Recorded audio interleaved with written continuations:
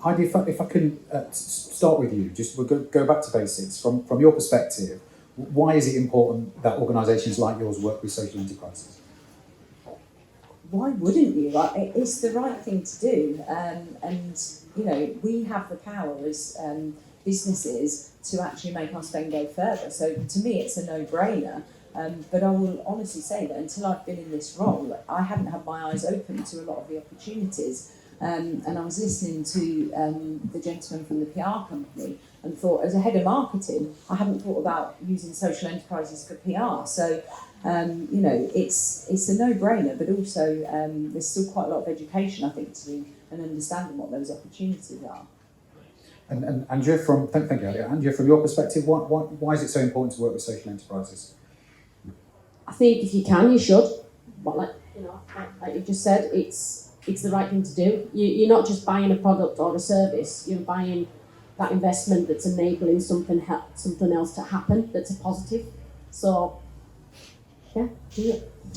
And Sue, a slightly different question for you. Obviously, working closely with a lot of social enterprises on the ground, what are the challenges that you see, you as an organisation and the social enterprises face with working together? We heard a lot today about this kind of matchmaking, cultural kind of difference thing. How does that manifest from your perspective, and what are some of the solutions? And I realise the question got longer and longer the more I was starting to talk. If you can remember the beginning of it and the end, that'd be good. So yeah, what are the challenges of working together with social enterprises, and how do we overcome them?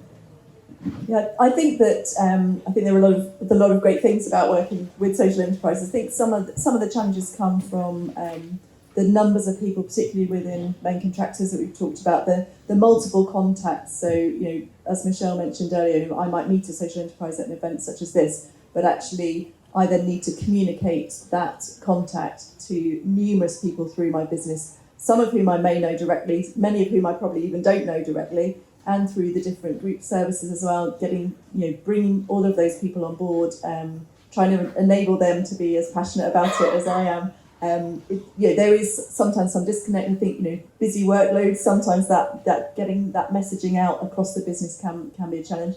I think the getting the conversation to happen at the right time can be another factor as well. The point where someone's embarking on making that decision, when it's multiple people making multiple decisions across a large business, is a challenge. So that early engagement piece is really helpful. We've talked a little earlier about the scale of some social enterprises and engaging with different organisations. I think as well there's that tension between procurement wanting efficiencies and wanting to drive a more consolidated supply chain, and yet the interest from clients and the pressure on local engagement, social enterprise engagement, SME engagement. I think that's an ongoing tension within the business. I'll stop there. No, I was enjoying every word.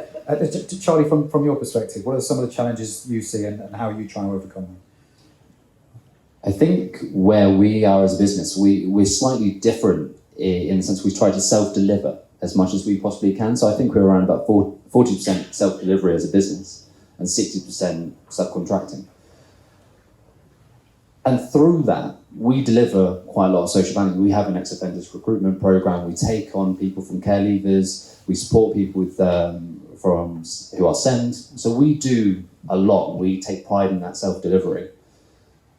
And what we don't want to do is put ourselves out into a market for social enterprises which conflict or don't quite complement what we do.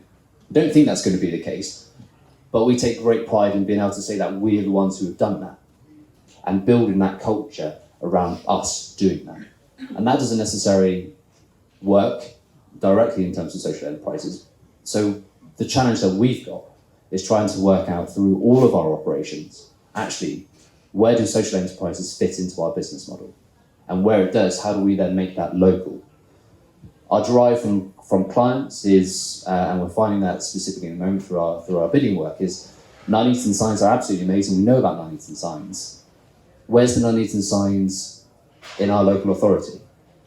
So then we're having a bit of a kind of a thinking to ourselves, actually, what do we need to create to not remove our established and long-term 15-year relationship with Nuneaton signs, but actually think, how do we go beyond that to address that? So I think that there's a few aspects. from your question.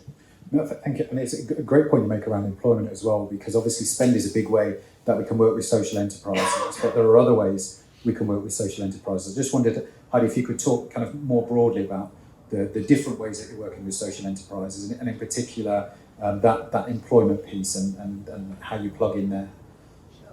Sure, yeah. Yeah, so, we've started out looking at kind of the more supplies and things. So we're actually using a company called Madlook for our laptop bags. And we did that kind of intentionally because it's given us a mechanism to talk internally to our people, but also externally to our clients, to our supply chains about the power of buying social. And I actually had quite an interesting debate with our head of IT over the branding on the back. And as head of marketing, it kind of was at conflict in what we'd normally say in terms of the size of the Winvit logo.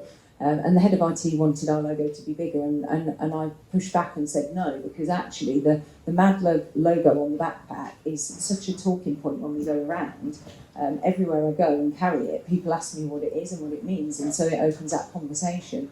But through the success of that, and undoubtedly through our first social enterprise relationship with Nuneaton Signs, that has given us the ability to get the confidence internally to work with other social enterprises. So in terms of employment, in the area of cleaning, we are now looking at that, and we're actually working with Argonaut Cleaning on one of our projects. And as part of that, to make that have the best chance of success, they employ deaf people, so we're doing deaf awareness training with our teams so that relationship can be successful, and hopefully we can kind of carry that around the business. So by doing that, seeing a positive experience, it gets that confidence internally to doing it more. And Andrea, in terms of outcomes, because it's not all about spend. There are a range of voluntary community and social enterprise organisations who are working with rehabilitating offenders or young people leaving care or various different groups. What are you doing to kind of work with those organisations to support them to deliver their outcomes? So not just around spend, how can we work with those organisations to support them to deliver outcomes? I think you've got to look at what it is you're trying to deliver. So, Charlie mentioned about the, working with rehabilitated offenders and that kind of thing. If you want to have more of a diverse, workforce, you want to bring new talent into the business. I didn't know about supported internship programme until I met Michelle and spoke to Michelle about it and met the young people that have been supported by that. That's made me then look at what we're doing from a recruitment perspective and thinking, can we ring-fence some of our early careers roles on some of our projects and start looking at these supported internship programmes to do something like that. So it's different, It might not be that there's a social enterprise there at the minute that can support with that, but there's an opportunity there. So if we can drive that ask and, say we want these kind of people, we want to work with organisations that can support us to do that, hopefully, they'll come forward. And Sue, have you seen any models that work particularly well in terms of supporting social enterprises, VCSEs, to deliver their outcomes?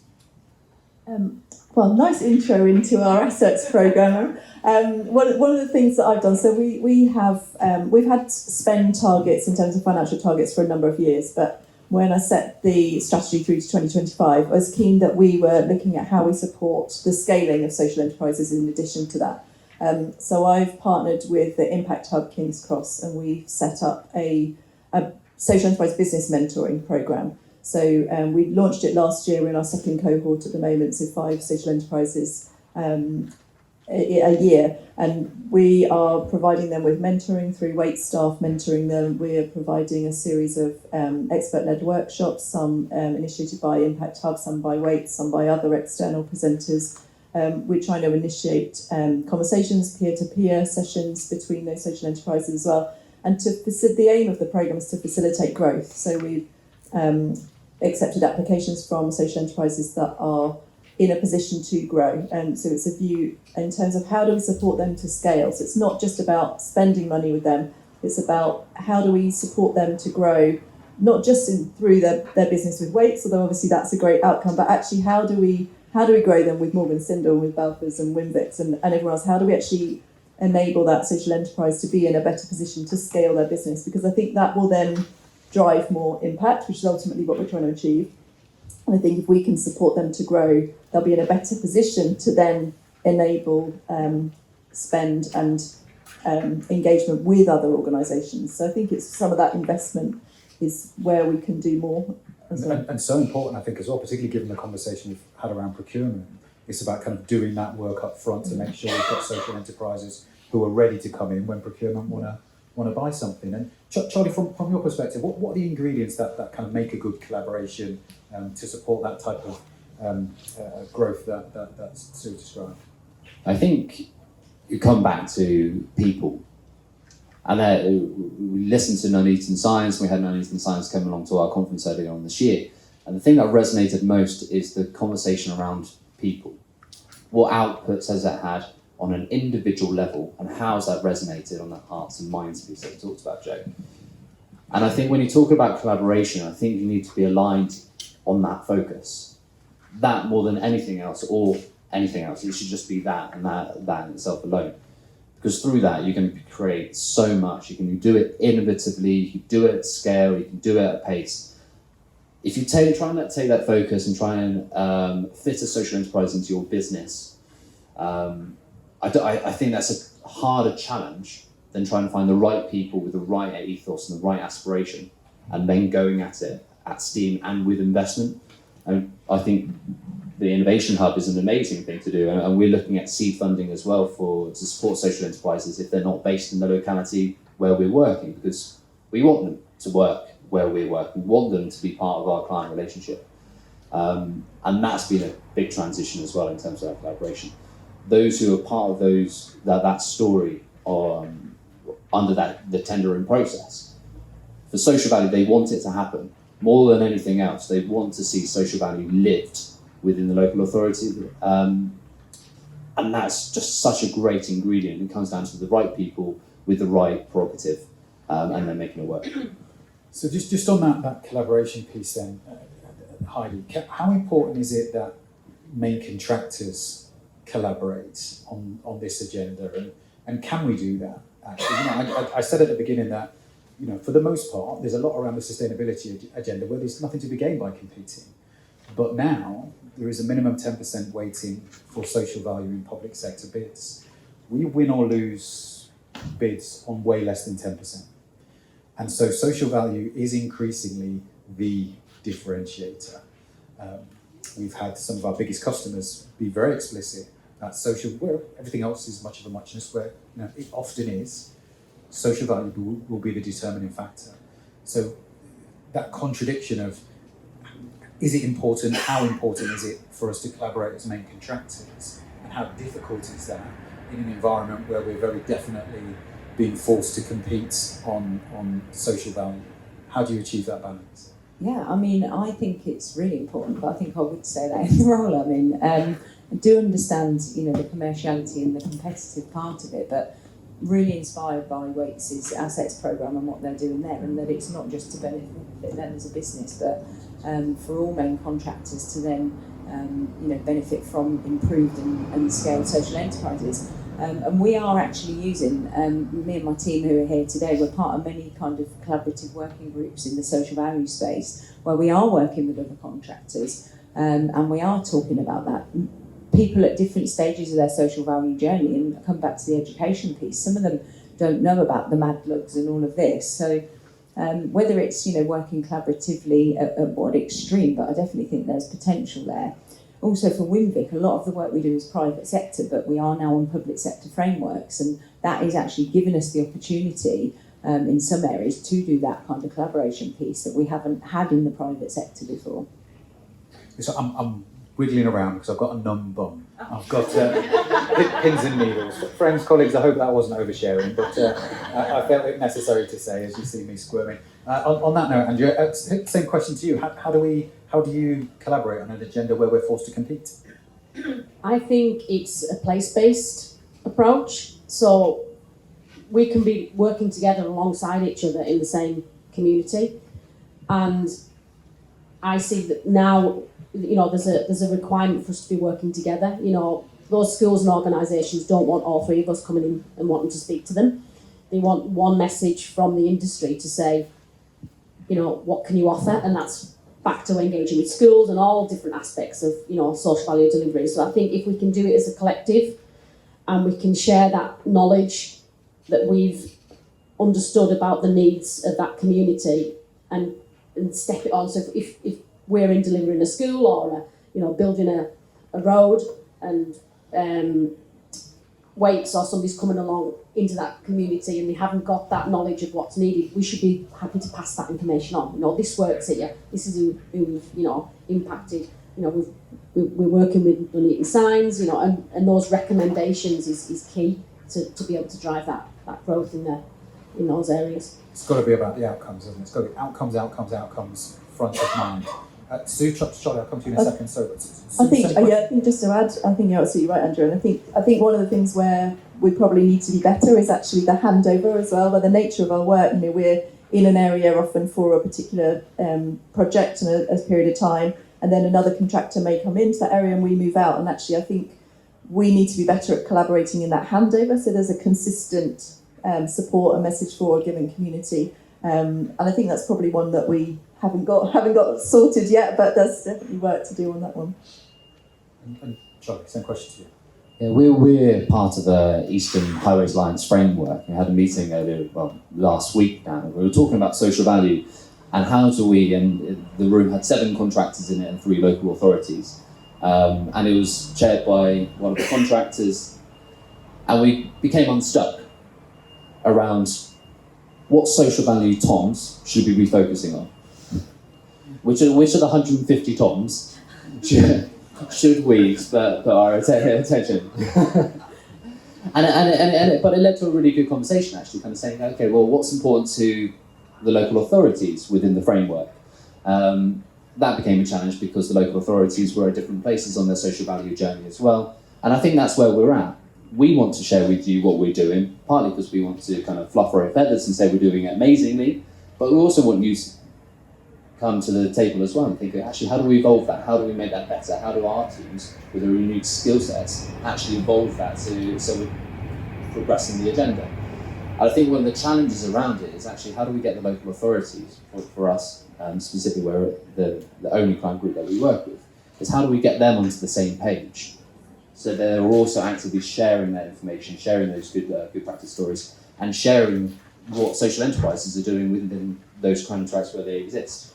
Because the stories from the social enterprises are absolutely phenomenal, and I know within our own business that's not widely shared, and that's a challenge for ourselves to address. But I have no idea what social enterprises you work with beyond Nuneaton Science, so that'd be an amazing place to kind of get to and actually understand where that works and where it works really effectively.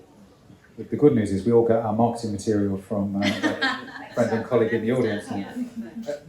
Just a question on that. How do you go about determining what a community needs? I'm very conscious that these local authority areas have all got huge budget deficits now in a range of different areas, and so that's one perspective on need. You'll have the voice of the community, and often the person who shouts the loudest is the community leader and represents that voice, and surveys will have a view, and there'll be data from the LEPs and other places. But how do you go about determining what the community needs and therefore prioritising your interventions, as you've described off the list of 4,000 TOMs that you have to select from? Is that for me? Yes, sorry. Yeah, that's fine. No, that is really challenging, and we do find that, especially when we're working in new areas. In a dream world, there's a local needs analysis, but that's not always the case. But I think for us, it's actually looking at what our business drivers are and our focuses are, and then kind of matching that with what we know about the area, or trying to reach out. I mean, collaboratively to other contractors would be the way to do it, who have worked in those areas before. Because the speed at which we mobilise it can make that tricky. But I think it's got to be what's right for you as well in terms of that 150 TOMs and what your business focus is. If there's a client aspect to it as well and what their drivers are, often for us there are specific focuses put on us from them as well. So it's a bit of a matching exercise. But I'd love to get to a position where we are actually discussing with other contractors to get that insight and understand that, because it would make everybody's job easier and everyone benefit. Andrea, same question to you, but Heidi, I just have to acknowledge that it's ever so slightly distracted by there's levels of commitment to your employer, and then there's Heidi's level of commitment. I don't know if anybody else would. Her nails are matching with the corporate colours of our organisation. Aaron, I'm very disappointed because my red top that I was wearing today, I discovered had a rip in the back of it. So I am, wear many hats, head of marketing, so the brand always has to come through, absolutely. Very Lipstick strong. as well. Personal branding, corporate branding, there's a lesson for us all. Yes, he says with his dodgy book. And Andrea, same question for you. How do you go about working out what a community needs and then set your priorities against that? Or don't you? Is there another way? I think you've got to use the data that's available to you.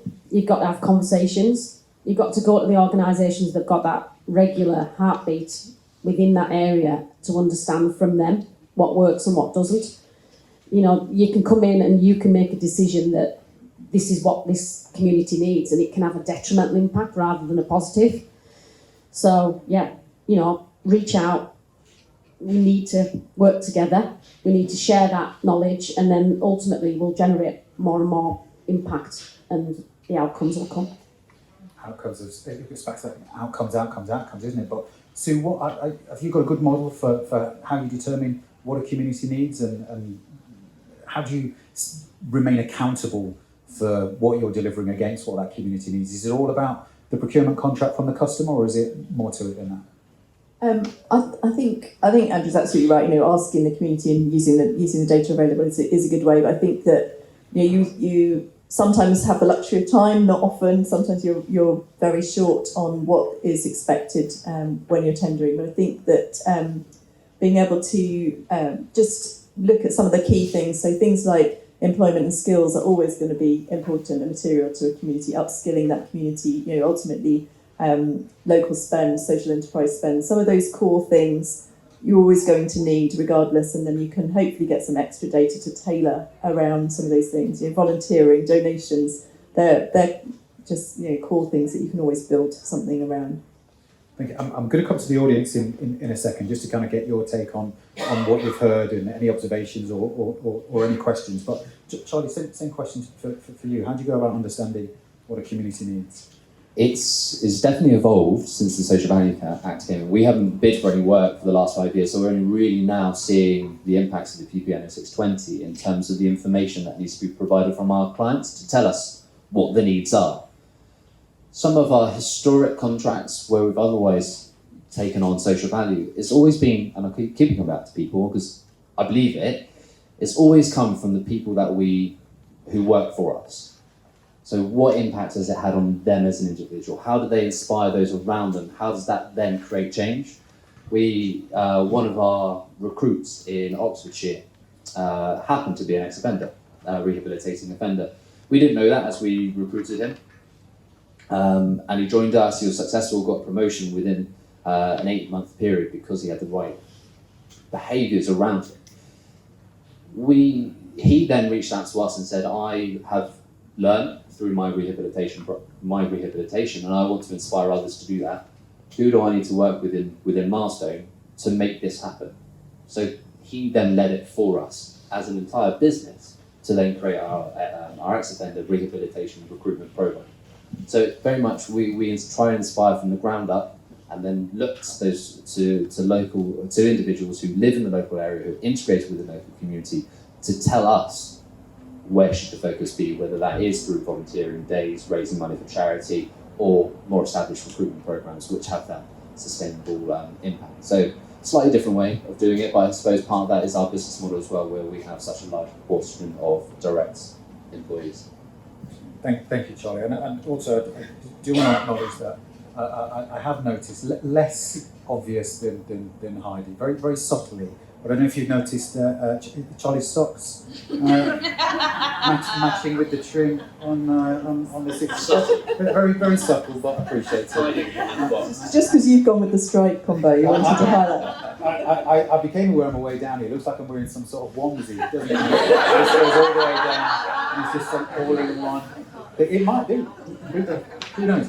I'm going to come to the audience now. Just see, have we got any thoughts, observation, or questions on anything that you've you've heard from this panel, but in particular, what sort of, beyond spend, what sort of help would be helpful from corporate organisations in terms of partnerships? And I have got my eye on a few victims for this particular segment. One of them knows who he is. He's shuffling very uncomfortably in his seat already, radiant cleaning. So perhaps we can get perspective from you. Thanks, Holly. Yeah, so Matt, Radiant Cleaners, commercial and construction cleaning, employing people with major barriers to work, so ex-homeless, ex-addict, ex-offender, Ukrainian refugees, etc. Worked with lots of people in the room and had some really good conversations already with some of the others, so hopefully be a few more by the end of, or today, or next time there's a contract.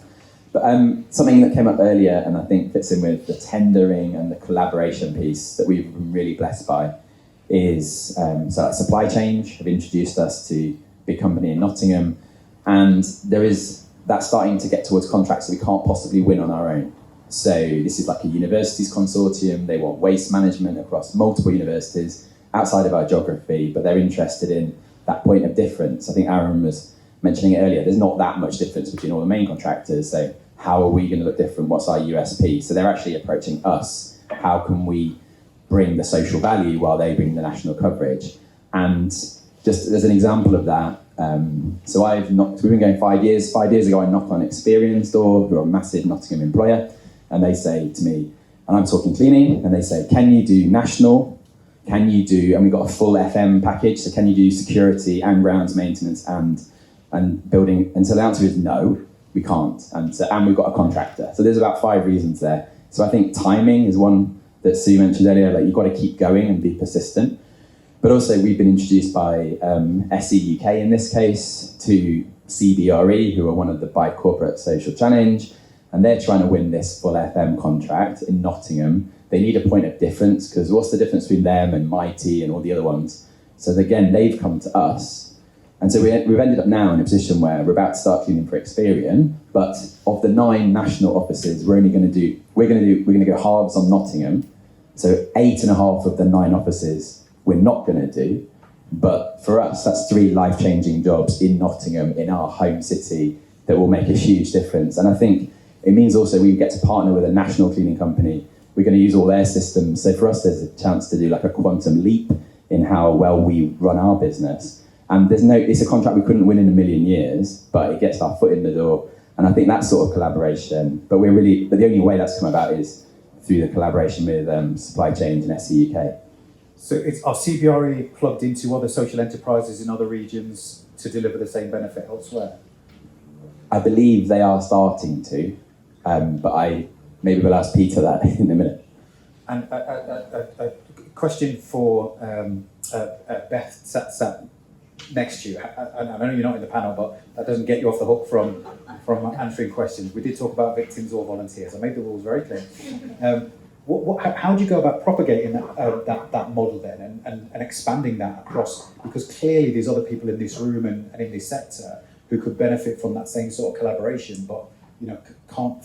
You seem to be perfectly placed to be able to do that sort of thing. So the introduction that we made to Radiant Cleaners was from Enver, a waste management company, and Enver found Supply Change because they work with Kier, who are a client of Supply Change. So I think it's a perfect example of collaboration across both corporates and intermediaries, where if one organisation has managed to successfully work with a social enterprise, has leveraged that to encourage their suppliers like Enver to do the same, Enver has found Supply Change who helped them do that, and then Supply Change has been able to connect them to Radiant Cleaners, and then Radiant Cleaners have obviously taken it from there. That sounds straightforward. Yeah, it's a convoluted process, but it just goes to show that one conversation with one person can lead to an introduction that can lead to a massive contract. And as you've shown here today, everyone in the built environment sector moves around the same companies.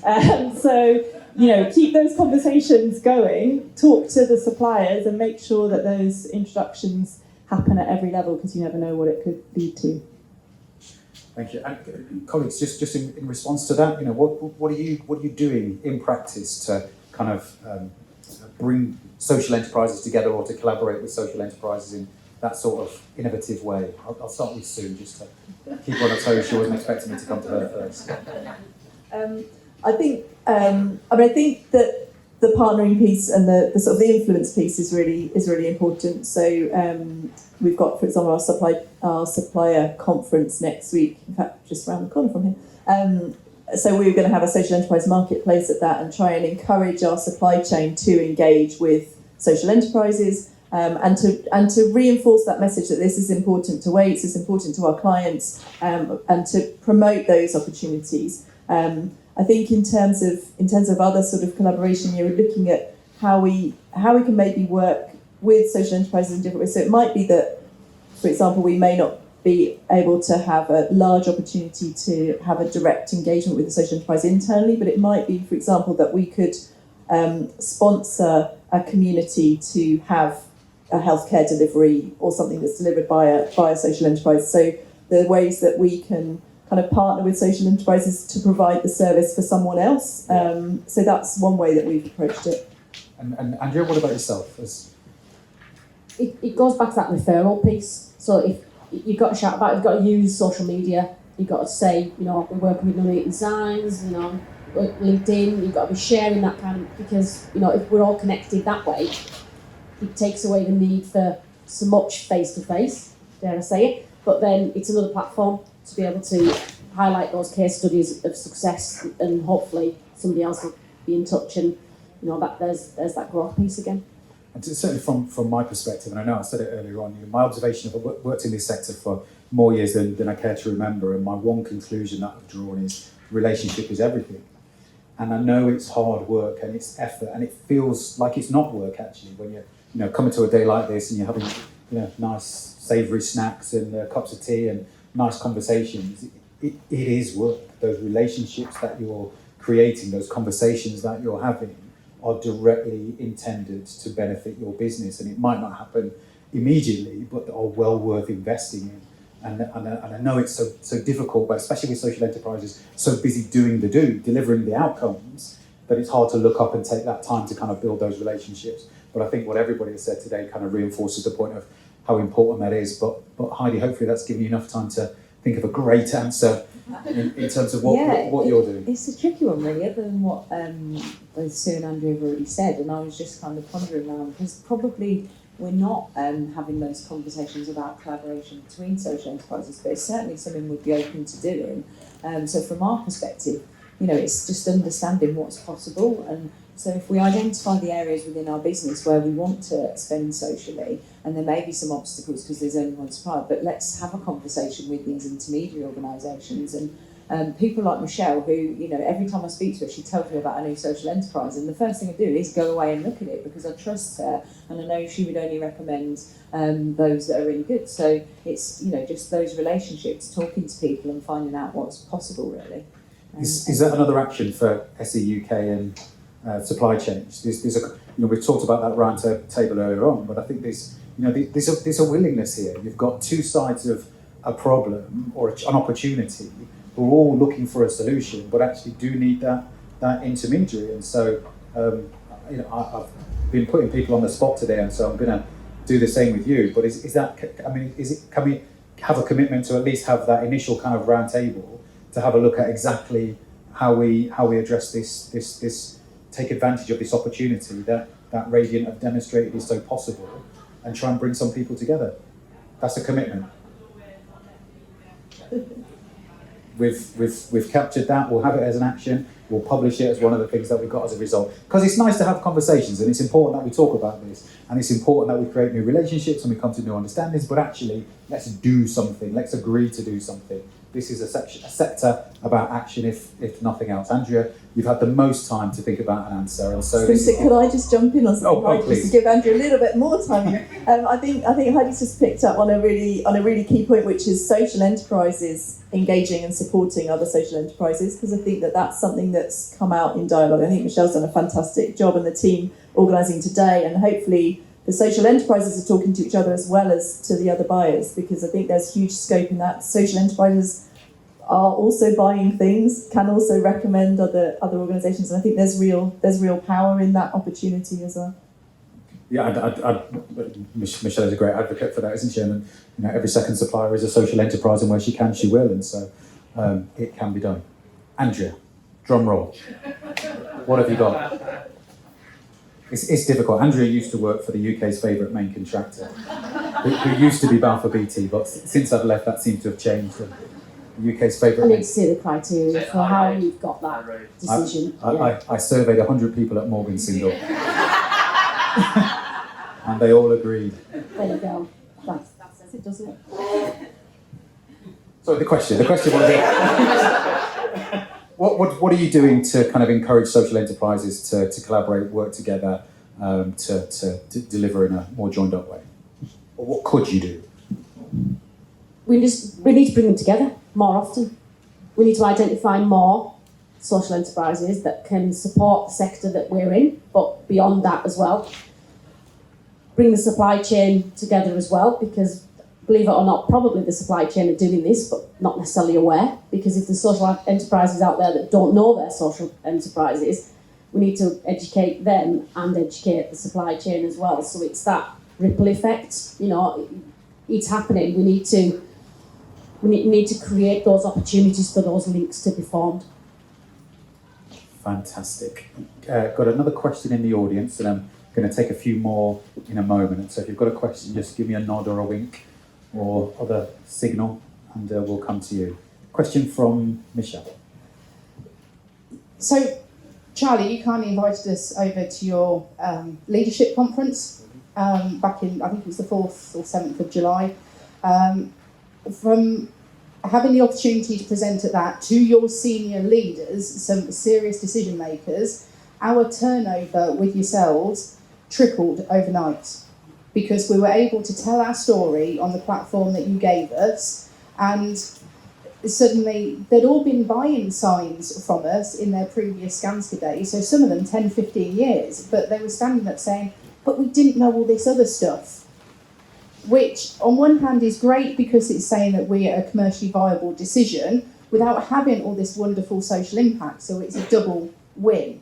So, from the depths of the Nuneaton Science family's heart, thank you for that opportunity, because that made a huge difference with working with Milestone and opened up other doors. Waits has wholeheartedly embraced us into the assets programme as well as into the supply chain, and it has been phenomenal. It was Sue that actually uttered those first two words of, "Are you a social enterprise then?" To which I went, bear with me, I just need to get onto Google. Because we'd never heard that term. So that was an education piece in itself, and we have been on one hell of a journey over the last few years. Andrea, having you now at Balfour Beatty as our social value advocate and singing the praises of it is opening up doors. We have had so many conversations that's happening. Winvic, we have gone from zero to hero, and the turnover has meant additional jobs, additional lives being changed. So honestly, from the bottom of our hearts, it makes a difference each and every time. And going back to what we said before, that is what good looks like. But those are the opportunities that we as social enterprises need, and you are the ones that can give us that platform. You look at your buying power, your social value impact that's just sat on that stage in front of us. It's immense. You don't get that anywhere else. And the lives that you're changing, the environmental impact, and I can keep blowing smoke up your ass, so I'll stop. But it's about just keep giving us those opportunities, keep leaving those doors open, and let us get in front of audiences and tell our story. Whether it's a shared platform, whatever it is, whether it's we can take this event today and take it on a roadshow once a year, that it's not just in Coventry, we can take, because we don't get the chance to meet this many SEs in one go, and actually perhaps we can provide some support to get those that couldn't afford to be here. So yes, there's a commitment from the SE sector, and I am prepared to make the commitment that I will work hard on the collaboration side with the SEs that are here and ongoing in the sector. I would like to hear today, what is your commitment to this event going to be? Definitely start with Charlie. Great to hear that. Thank you so much for coming to our event, first of all. It inspired something in so many people. It's really hard to define what that looked like, but the best way to describe it is that our lead client in Hampshire, which is our biggest contract, their procurement head of highways immediately after would say, what can we do in Hampshire for social enterprises? Go find me a social enterprise in Hampshire to work on this contract. It was no ifs, no buts, it wasn't any kind of commercial conversation, it was just go find it and we will do it. And I think that similar impact was felt across all of our client base. So just you being there was absolutely amazing. So we appreciated it as much as it seemingly commercially you've appreciated it as well. And hopefully through further work with them group services that'll evolve.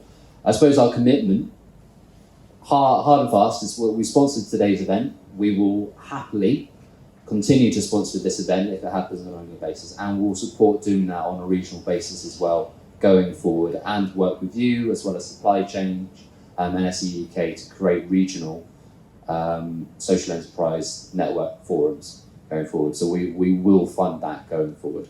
You are aware it's being filmed, yeah? If I say it here, our commercial director can't otherwise tell me no. So that's it, it's happening. Fantastic. Just before we get everybody else to answer that, I just want to acknowledge just something you said kind of jarred with me then. It was a thing about organisations who couldn't afford to be here. And I know there's a practical consideration in there, and potentially that's something else that we can kind of think about as a collaboration. But to me, that sounds like a contradiction in terms, for the reasons that we've said, in terms of the value of that relationship and the reason why, you know, part of the reason why Nuneaton Sides are so successful, and the reason why Michelle deserves such a huge pay rise, Mr. Chairman, is the fact that she is so present and she is so available, and she does afford the time to invest in those relationships, because when you take the time to tell your story, it has an impact on people who have to buy the stuff they have to buy anyway. But if you can tell them and share your story and put value on coming into these places, and literally billions of pounds worth of spend on this, not all of it available to social enterprises, but billions of pounds of it on this stage today, and somebody can't afford to be here, that too busy to it doesn't make any sense to me. And so there's certainly a piece for me about how we better communicate to incentivise more social enterprises to come into this space, because as great as Michelle is, we want to tell other stories, and we want other stories to be told about other social enterprises. And Michelle always very generous in sharing her platform with other social enterprises. And so, definitely another reason for the pay reviews coming up. That fell on my deaf ear. Sue, what's your commitment? I think that this is great. I know that we've previously had main contractors get together and bring social enterprises together. I think that we need to resurrect that. So I think the idea of doing something like this as an annual event, either as a sort of a one-stop shop or regional, definitely keen to work on that. I think we should need to replicate that. I think if we did it regionally, that would probably work really well as well, actually. So I'm on board for working in collaboration to make this happen more regularly. You heard it here first. Andrea? Looking at Joe here, because we've spent today together. Obviously, fantastic platform, and it's a learning space for us to then take back to our business. I've made notes galore here around who are all the category managers within Balfour's. I've been in the business for 14 years. I don't know who manages cleaning category within our procurement team, but I'm going to personally take that ask back to the business to find out who they are, and I'm hoping with Joe's help and the tag team we will take that forward. And I love the idea around that social enterprise marketplace at the procurement event. I think we can do something like that. We have annual procurement events and we get that exposure out there within our business. Thank you. And Heidi?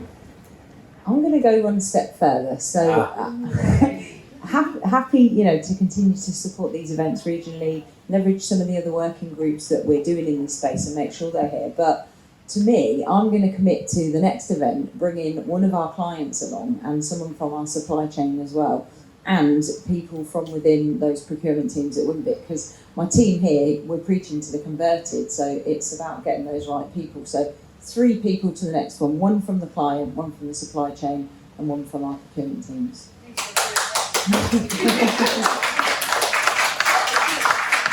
colleagues, we've reached the end of our time together for this panel discussion and for the panel discussions we've had so far. I think we're going to invite in a moment Christopher Wilcox, the Managing Director of Nuneaton Signs, up to the stage to kind of share his closing remarks. But if you can just show your appreciation and a round of applause for the panel.